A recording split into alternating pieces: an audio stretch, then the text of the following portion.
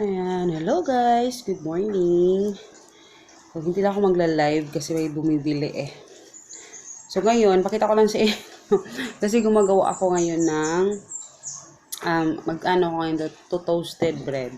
So ito ay expired na today.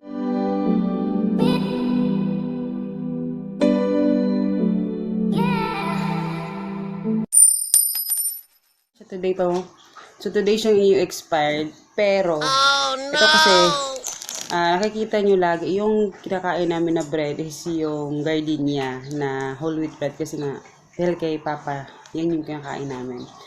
But since today is, kasi ng Monday, sarado kami guys. At nag-iisa lang tong na paninda namin to. Yan, Arby's na brand.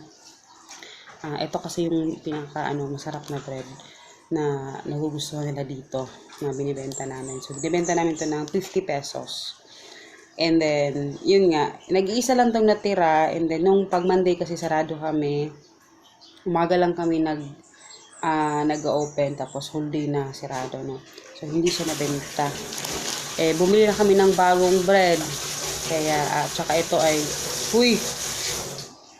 at saka ito ay mag-expired na today. Pero, ito kasi pag nag-expired na to guys, ano na siya, nag-iiba na talaga yung lasa niya pag ayun. Pero, kagabi kasi, nilagay ko sa freezer.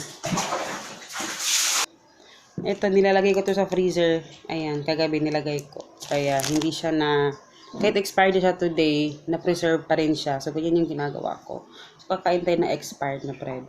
So, tapos nilalagyan, tapos controversial pa to dati nung sa vlog ko. Na ito yung namin. Tapos, ayan, nilalagyan ko ng, ayan, star margarine. Tapos, bumili si Papa ng egg.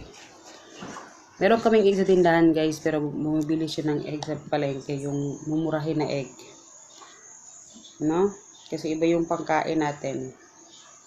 So, ito toast ko to lahat, guys, kasi si Hagrid, kahit tapos na kumain, gugutom pa rin yan mamaya. Kaya ito ay lulutuin ko na lahat. No? So, dati nilalagyan ko to ng sugar, pero ngayon hindi na. Kasi bawal. And then, yan. So, ubusin ko to lahat. Ayan.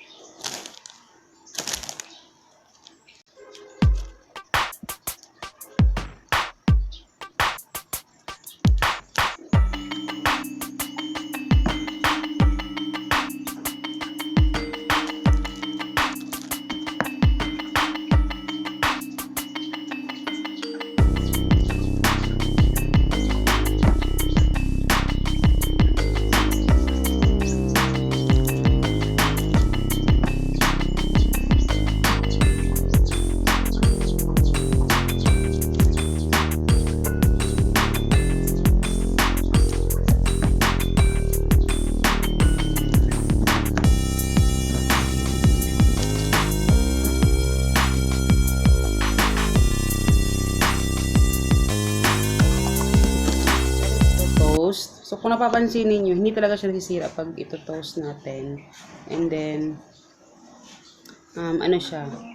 Lugot ako pa. So, eto lahat yung ating ito-toast. And then, ayun nga, yung gagaya ng sinabi ko kanina. Sa mga, dito-toast nila pag malapit na ma-expire kasi siya. Hindi siya nasisira. Preserve siya. So, yung iba ay na-oven. So, eto sa pan lang natin lulutuin. So, i-update ko kayo later. So, ayan guys, ito yung ating mini garden. So, dito kukuha tayo ng ating sa ating itlog. So, ayan, tinutusok ko lang siya dyan. So, ayan, nabuhay naman siya, no?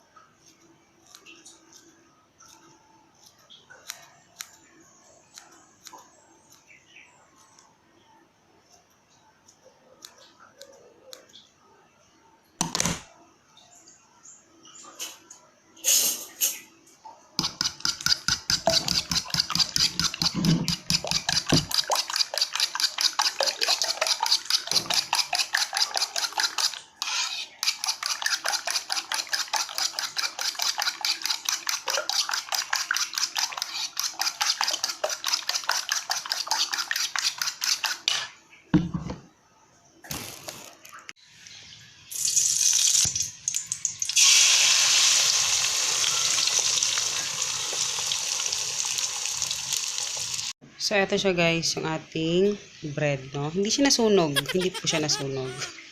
Kasi may mga bumibili. Kaya pagbalik ko, ganito na siya. No?